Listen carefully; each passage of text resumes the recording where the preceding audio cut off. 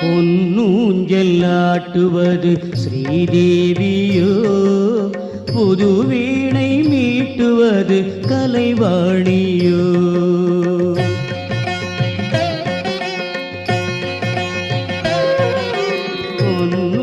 பொன்னூஞ்சல்லாட்டுவது ஸ்ரீதேவியோ, புது வீணை மீட்டுவது கலைவாணியோ.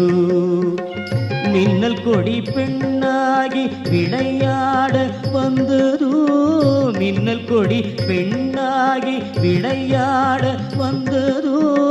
கண்ணின் மணி கற்பகமே கலைமானே ஆடு, கண்ணின் மணி கற்பகமே கலைமானே ஆடு.